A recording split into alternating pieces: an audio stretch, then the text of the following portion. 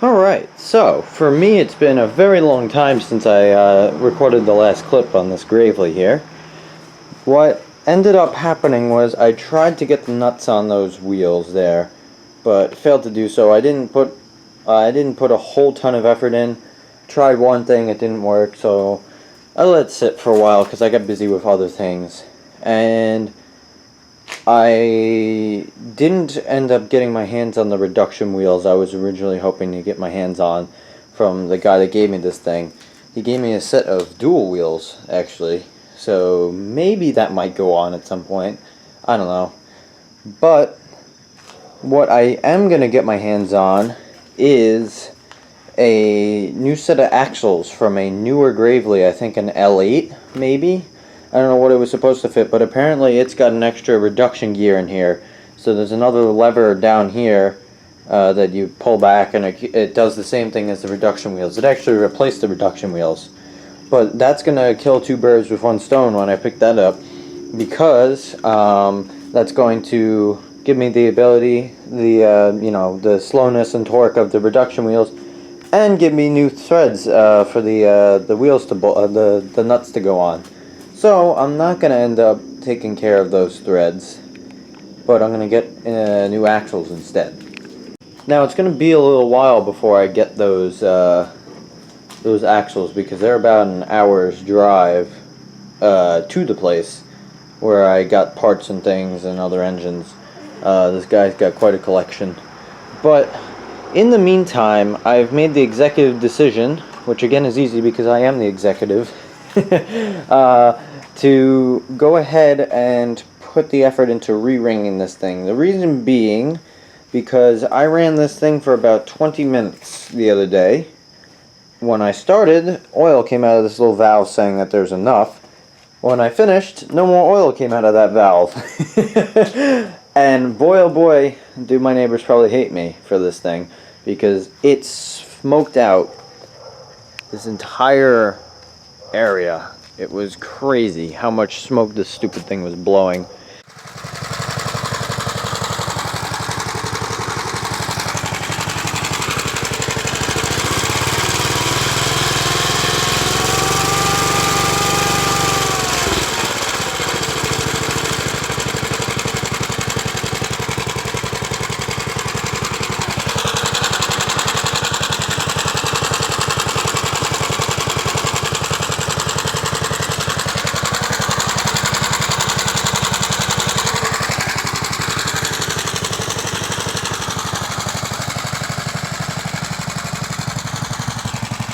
I don't think I'm going to have any mosquitoes for a while. But like I said, it burned off enough oil that in 20 minutes it was already low. So, in thinking about what to do, I think I'm going to go ahead and buy 10 over rings, bore out the cylinder so that it's not wedged at all, and I'll file the rings down to make them fit nicely. But yeah, I'm basically going to re-ring this thing, and then that should take care of all my problems. So what I'm going to do, and I figured now would be a good time to do it anyways, because I got the thing still, like, you know, in workable condition here. Took the hood off because I'm also going to cut that down to fit as an electric hood would. Same guy's going to help me with this. He's been a big help with getting this thing going. But what I'm going to do is, as annoying as this is going to be, I'm going to pull the gas tank and the shroud off, you know, pop the handlebars forward and everything. I'm just going to pull this whole part apart so I can get to the jug. And then I'm going to probably end up pulling the head, and then I got to pull the jug off too. And from there we can go ahead and re-ring it. Now this is going to be a little different than the last couple parts, because I'm going to have to do it more like progress reports rather than just a long time lapse or just, you know, video of me working on the thing, just because it's going to get very broken up. School started recently, I'm going to be very busy, I'm just going to be working on this thing when I can. So, I think what I'm going to go ahead and do here, since I have the time, is I'll film me pulling the all the shrouds and everything off, and then we'll see where we go from there. Apparently I missed the spot with the power washer. Does it seem a little dirty to you? That's pretty impressive. And I hit this thing with the power washer. I made sure to get in there, but Apparently not, when there's that much crap coming off of everything. Wow, that's impressive. Alright. Yeah, I lied when I said I would video myself taking that off, but oh well, that's just how this video is going to be. So, yeah, it's just a bit dirty, but yeah, that's pretty impressive actually. I got in there with the power washer and everything, and it's still got at least 1/8 of an inch of crap on it, but yeah. Here's some of the parts that are just everywhere now. So, I think the next move is going to be to pop the head off. Actually, that's a lot of oily residue there. That's interesting. I'm a little scared to pop the head off, but we're going to do it anyways. And I also realized that my starter clutch is actually seized. So that might have to get fixed at some point too, but that's kind of low on the list right now. I want to pop the head off, and then we'll see about popping this jug off. So I'll be back in a second. Alright, got all the bolts loosened up. Here goes nothing. I'm actually just going to pop the plug wire out of the way there. Come on, head gasket. There we go. It's just a bit oily. Wow. Grab the bolts I just dropped. Yeah. I think I know where that oil is coming from. The fact that there's still oil sitting on top of the piston should give you an idea of what we're dealing with here. I think you can actually see the piston moving back and forth a little bit. But I mean, we are dealing with excessive slop in that piston. I mean, it's no wonder that it burns oil. I'm surprised it doesn't, I mean, I'm surprised it runs. Holy crap, I did not know it was that bad. Actually, no. Nope. Alright, that's pretty bad. Alright, that's terrible. I'm going to be flat out. I was not expecting it to be that bad. I thought it was better than that. But, that's the way these things go. The cylinder looks fine, which is good. Let's see about the intake valve here. Yeah, there's some play in that too. That's substantial. And just out of curiosity, I'll check the exhaust. There's a little bit there too, but if it burns a little bit from the intake valve, that's alright. But, I mean, that piston, holy crap, that's bad. I don't remember it being that bad, but it hadn't run until that. So, I gotta see about getting this jug off. I actually have to try and get the wrench on around all the goop and crap on these bolts. I actually have to clean the bolts off to get a wrench on. That's how dirty these are. And these,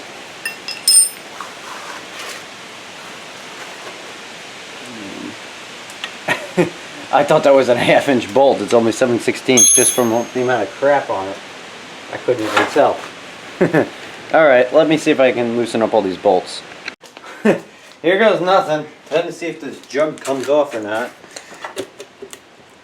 It would help if I removed the air cleaner out of the way. Oh wow, that popped right off. Well, there's the jug.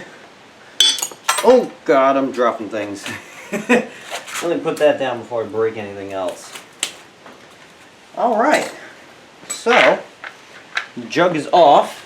You can see the piston. Got 3 rings, 2 regular and an oil. That's got quite a hefty piston there. It's pretty interesting. And I just got dirt all over it. I'm going to let that sit lowest in its lowest position there, so it doesn't get like broken or anything. It's the last thing I need. Alright, let's take a look at this jug. Alright, so the jug is off here. I'm going to try and do my best here. It's kind of heavy. It's pretty scored down there in the bottom. I don't know if you're going to be able to see that. It's nothing too deep. There you go, that might give you...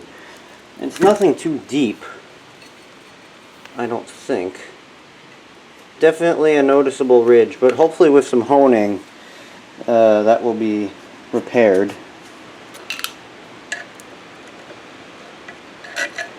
But other than that,